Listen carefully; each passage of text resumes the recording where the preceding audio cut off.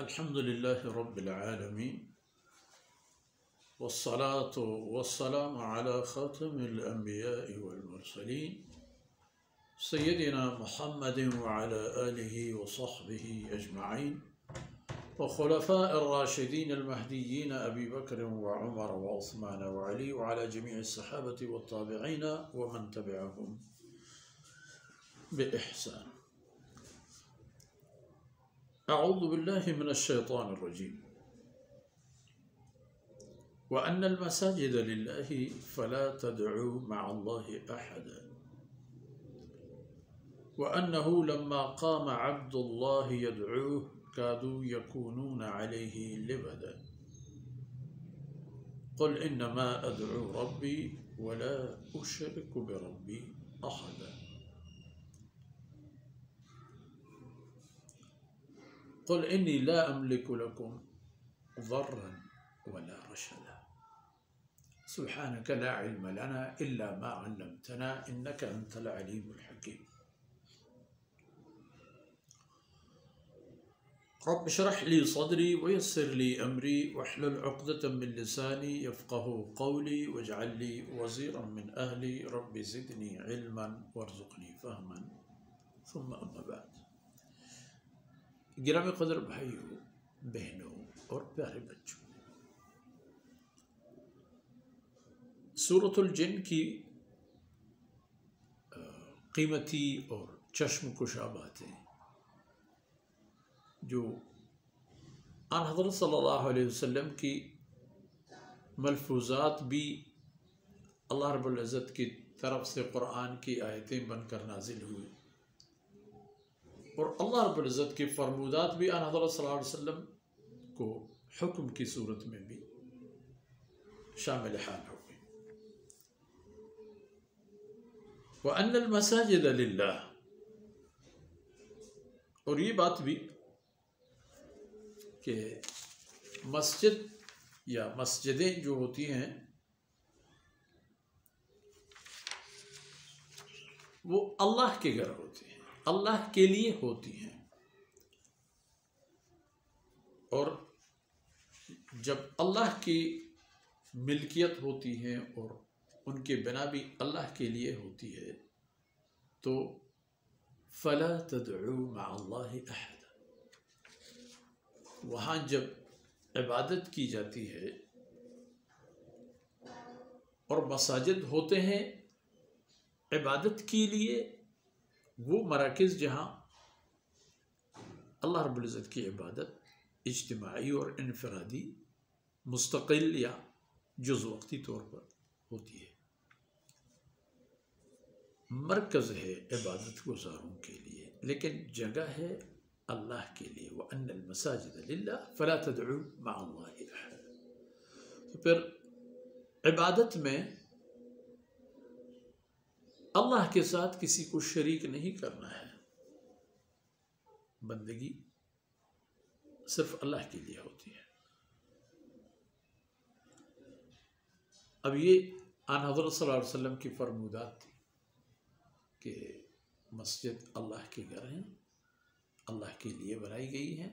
اور وہاں صرف اللہ کی بندگی ہوتی ہے. اور یہ سرگزشت ہے آن حضرت صلی اللہ علیہ وسلم کی دعوت قرآن کی دورانیے کی.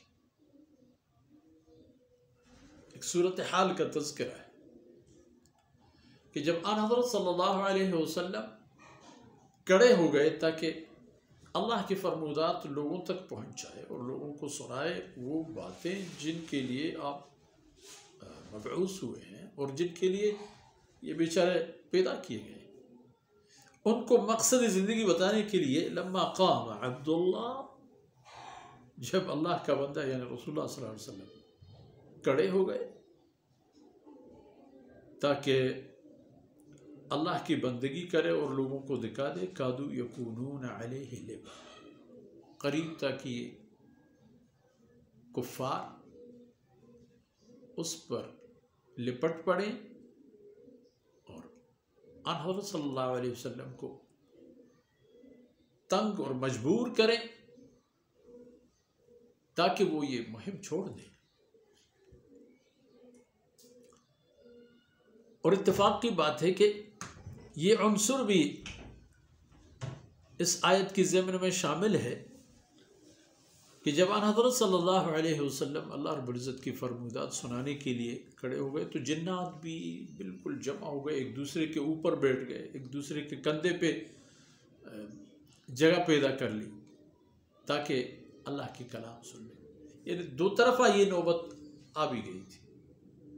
سننے والے بھی، ایمان قبول کرنے والے بھی، وہ بھی ہجوم کر کے آپ صلی اللہ علیہ وسلم کی طرف آ گئے تھے، اور آپ کی عداوت میں حد سے تجاوز کرنے والے جن و انسان بھی۔ کادوا یکونون علیہ لبدا، وہ بھی قریب تھے کہ آپ صلی اللہ علیہ وسلم پر آ کر کے آپ صلی اللہ علیہ وسلم کو تنگ کریں اور مضطرب کریں اور اس جگہ سے ہٹائیں۔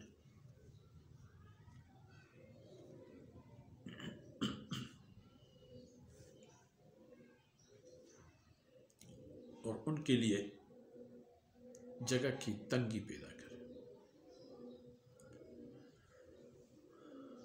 قل انما ادعو ربی، اللہ صلی اللہ علیہ وسلم سے فرمایا گیا کہ آپ لوگ چاہے جو بھی کرو، مانو یا نہ مانو، وہ آپ کی سعادت یا شامت،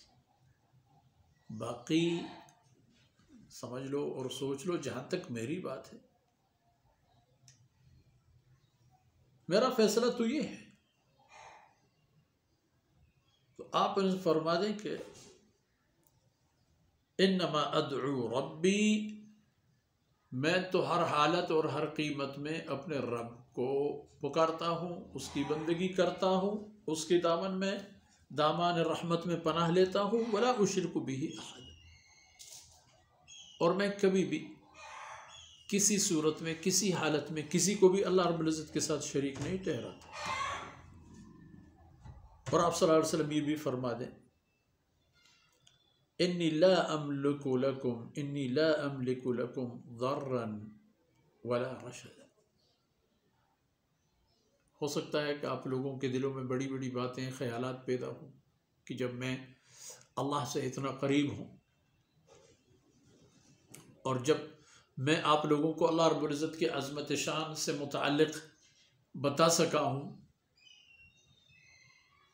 یا میں نے اپنے بارے میں یہ ثابت کر دیا ہے کہ میں اللہ کے قاصد ہوں، جو اللہ کی نصرت بھی میرے شامل حال ہے، تو تمہارے دلوں میں بھی کیا کیا وساوس اور خیالات آتے ہوں گے، تو سمجھ لیجئے لا املک لکم ضرا ولا رشدا، میں تم لوگوں کے لیے نہ کسی نقصان کا مالک ہوں، دے سکتا ہوں کوئی نقصان اور ضرر، ولا رشد، اور نہ کوئی کامیابی یا خیر اور برکت، نہ تو کوئی نفع دے سکوں گا تمہیں اور نہ کوئی نقصان دے سکتا ہوں۔ تو آن حضرت صلی اللہ علیہ وسلم کی فرمودات وہ بھی وحدانیت الہی کے دائرے میں ہوتی تھی، اور یہاں اللہ رب العزت آن حضرت صلی اللہ علیہ وسلم کو تاکید فرما رہے ہیں کہ آپ بتا دیں، آپ ان لوگوں کو بتا دیں، آپ ان لوگوں کو سمجھا دیں کہ ان کے لیے حقائق کیا ہیں اور رسول صلی اللہ علیہ وسلم کی شان اور حیثیت کیا ہے۔ تو اس لیے آپ صلی اللہ علیہ وسلم نے فرمایا کہ میں تو آپ لوگوں کے لیے نہ کسی نفع کا مالک ہو سکتا ہوں اور نہ کسی نقصان کا۔ تو آج ان باتوں تک ہماری پہنچ ہو گئی، اور اگلی باتیں انشاءاللہ اگلے نشست میں اس دعا کے ساتھ کہ اللہ رب العزت ہماری کوتاہیوں سے درگزر فرمائے اور یہ لمحات ہمارے اور آپ کی دنیا اور آخرت کی خیر کے سبب بن جائیں۔ وصلی اللہ علی نبینا محمد وعلی آلہ وصحبہ اجمعین۔